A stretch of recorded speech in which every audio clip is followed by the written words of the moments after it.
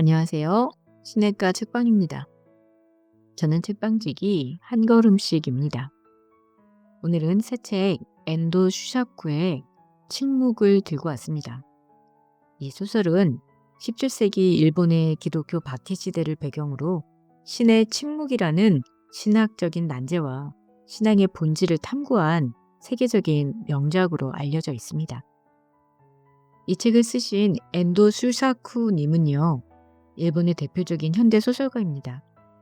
1923년 도쿄에서 태어나시고요. 가톨릭 신자인 이모의 영향으로 어머니가 그리스도인이 된 뒤 엔도도 어머니와 이모의 권유로 11살 때 세례를 받았습니다.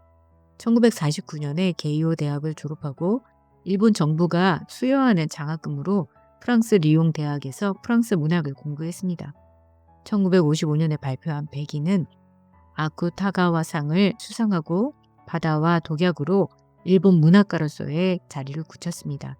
여러 차례 노벨 문학상 후보로 거론되었으며 종교소설과 세속 소설의 차이를 무너뜨린 20세기 문학의 거장으로 평가받고 있습니다. 1996년에 사망하셨습니다. 대표작 침묵은 그에게 다니자키 상을 안겨준 작품으로서 오랫동안 신학적 주제가 되어온 하나님은 고통의 순간에 어디 계신가라는 문제를 17세기 일본의 기독교 박해 상황을 토대로 진지하면서도 생동감 있게 그려냈습니다. 신앙을 부인해야만 살 수 있는 절체절명의 상황에서 고민하는 인물들의 심리 묘사가 치밀하다는 평을 듣고 있으며 영어, 독일어, 프랑스어 등 세계 여러 나라 언어로 번역 출간되었습니다. 주요 작품으로 위대한 몰락, 예수의 생애, 그리스도의 탄생, 여자의 일생, 지금은 사랑할 때, 마음의 야상고, 사해의 언저리 등이 우리말로 번역되어 있습니다. 침묵의 배경을 보면요. 17세기 에도 시대 시마바라의 난 이후에 천주교에 대한 탄압이 극에 달했던 시기인 1630년, 40년대를 배경으로 합니다. 토쿠가와 막부 정권은 외국 세력과 지방 영주들의 결탁을 경계하며 쇄국 정책을 펴고 가톨릭 교도들을 탄압했습니다. 로마 교황청에 충격적인 소식이 전해졌는데요. 일본 선교의 상징적인 인물인 페레이라 신부가 고문 끝에 배교했다는 소식이 들려옵니다.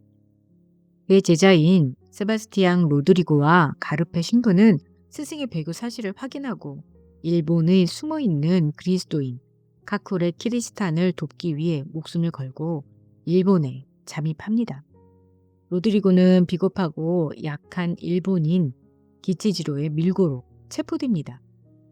일본 관리 이노우에는 신부들을 직접 고문하는 대신 신부들이 배교하지 않으면 무고한 일본 신자들을 구덩이 매달기, 이나츠루시 고문으로 서서히 죽게 만드는 교묘한 심리적 압박을 가합니다. 로드리고 신부는 고통받는 신자들을 보며 왜 하나님이 개입하지 않는지 절규합니다. 비교한 페레이라 신부는 일본에서의 선교가 실패할 수밖에 없는 이유를 설명합니다. 신부님, 일본은 늪지대입니다. 이 나라는 생각보다 훨씬 무서운 늪지대였습니다. 어떤 묘목이라도 그 늪에 심어지면 뿌리가 썩기 시작합니다. 일본인들이 믿었던 것은 우리가 가르친 하느님이 아니라 그들이 굴절시킨 다이니치, 데일리라는 태양신이었습니다.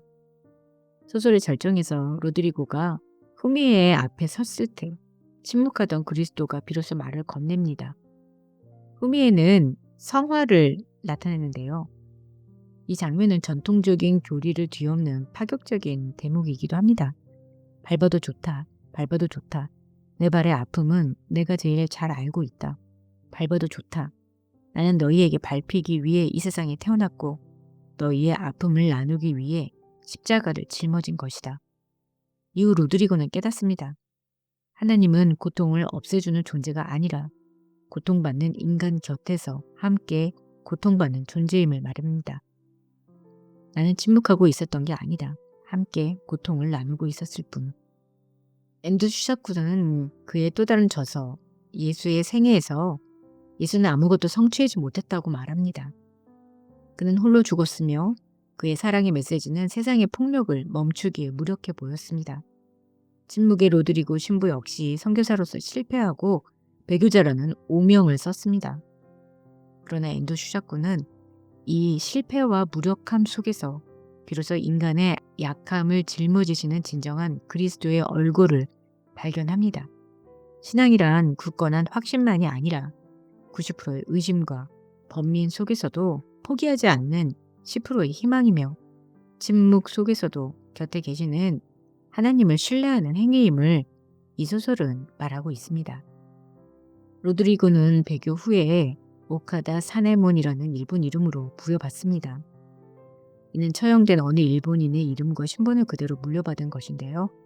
그는 일본 관리들의 강요에 의해서 처형된 죄수의 미망인과 결혼하여 가정을 꾸렸습니다. 이는 그의 사제로서의 정체성과 자존감을 완전히 해체하려는 막부의 심리적인 전략이었죠. 그는 일본 옷을 입고 일본식 생활을 따랐으며 정부에서 지급하는 적은 연금을 받으며 살았습니다. 로드리고는 나가사키 관리들을 위해 마카오나 네덜란드에서 온 서신을 번역하고 통역하는 일을 했습니다. 그는 종교 감찰관이라는 직함을 얻어서 기독교 박해 시스템에 종사했습니다. 구체적으로는 압수된 물건이 기독교 성물인지 감별하거나 붙잡혀온 신자들에게 배교를 권유하는 배교의 롤모델 역할을 수행해야 했습니다. 대중 앞에서는 단 한 번도 하나님에 대해 말하거나 기도하지 않았으며 어떤 기독교적 상징도 지니지 않았습니다. 그는 죽을 때까지 하나님의 신앙이 오래전에 끝난 사람으로 비쳤습니다. 그러나 로드리고는 마음속으로 나는 신앙을 버린 것이 아니다라고 고백했습니다.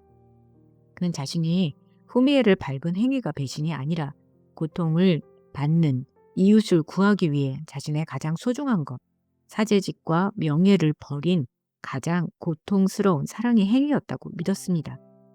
그는 하나님이 고난의 순간에 침묵한 것이 아니라 자신과 함께 고통을 나누며 밟히고 있었다는 사실을 깨닫고 이전과는 다른 방식으로 하나님을 사랑하게 되었습니다. 로드리고의 배교 이후의 삶은 공적인 배신과 사적인 인내의 연속이었다고 볼 수 있습니다. 그는 전통적인 교회의 틀을 벗어나서 인간의 나약함 속에 현존하는 그리스도와 동행하며 침묵 속에서 생을 마쳤습니다. 앤드류 슈자쿠는 예수의 생애를 통해서 예수가 세상적인 기준에서 아무것도 성취하지 못했다고 주장하면서 그가 기적이나 정치적 승리가 아닌 고독한 죽음과 명백한 실패를 선택했음을 강조합니다. 이러한 실패한 예수의 이미지가 우리에게 주는 위로는 인간은 세상의 기준으로 실패하고 불편하며 아무것도 성취하지 못할 때 비로소 그리스도와 가장 닮게 된다는 사실입니다. 예수는 초능력을 가진 영웅이 아니라 인간의 죄와 고통으로 인해 지치고 축 늘어진 모습으로 우리에게 다가오며 이를 통해 우리가 겪는 실패와 나약함을 부끄러운 것이 아닌 신성한 경험으로 격상시킵니다. 또 아무것도 성취하지 못한 예수는 고난의 현장에서 기적적인 구원을 베푸는 대신 인간의 고통을 나누기 위해 함께 짓밟히는 영원한 동행자로서 존재합니다.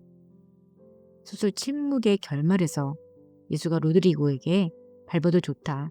나는 너희에게 밟히기 위해 이 세상에 왔다라고 말하는 것은 하나님이 인간을 심판하는 엄격한 존재가 아니라 인간의 가장 비참한 순간에도 함께 아파하며 곁에 머무는 분임을 보여줍니다.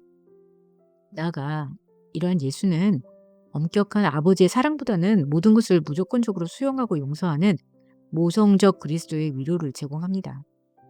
그는 기초지로와 같은 배신자나 로드리고와 같은 배교자마저도 정죄하지 않고 그들의 나약함 속에 함께 침투하여 우리가 어떤 상태에 있든 결코 혼자가 아님을 깨닫게 함으로써 실존적인 위안을 줍니다. 결국 아무것도 성취하지 못한 예수가 주는 진정한 위로란 우리가 늪에서 허우적거리며 실패할 때 신은 높은 곳에서 침묵하는 것이 아니라 우리의 발밑의 성화 속에서 우리와 함께 밟히며 우리와 같은 무게의 고통을 견디고 있다는 확신입니다. 예수가 밟히기 위해 왔다는 고백은 하나님이 인간의 죄와 고통을 대신 짊어지는 것을 넘어서 인간의 가장 수치스러운 실패와 나약함 그 자체로 기꺼이 전략하여서 인간 곁에 영원히 머물겠다는 비하와 사랑의 선언입니다. 침묵에서 기치지로는 주인공 로드리고 신부의 신앙과는 송두리째 뒤흔들고 재구성하게 만드는 결정적인 인물입니다. 비겁하고 나약한 배교자의 전형으로 묘사되는 기치지로가 로드리고에게 주는 여러 가지 교훈이 있었었는데요. 로드리고는 처음에는 순교를 영광으로 생각하며 자신을 그리스도와 동일시하는 이상주의적인 강한 사제였습니다. 반면 기치지로는 고문이 두려워서 성화를 밟고 가족을 배신하면서도 끊임없이 신부를 찾아와 고해성사를 요구하는 약한 인간의 본성을 상징합니다. 기치지로는 로드리고에게 하나님은 왜 나를 박해의 시대에 태어나게 하셨는가라고 묻습니다. 만약 평화로운 시대였다면 그는 선량한 신자로 살아남았을 것이라는 그의 절규는 신앙이 개인의 의지만이 아니라 인간의 근원적인 나약함과 맞닿아 있음을 깨닫게 합니다. 로드리고는 처음에 기치지로를 가장 더러운 인간이라며 멸시하고 혐오했습니다. 이는 성경 속 바리새인과 세리에 비유해서 자신은 죄인과 다르다고 자부했던 바리새인의 모습과 겹쳤습니다. 그러나 기치지로가 로드리고를 밀고하고 결국 로드리고 자신도 신자들의 고통을 멈추기 위해 성화를 밟게 되면서 두 사람 사이의 벽은 무너졌습니다. 이를 통해 로드리고는 자신 역시 기치지로와 다를 바 없는 나약한 죄인임을 인정하면서 영적 교만을 버리고 진정한 겸손에 이르게 됩니다.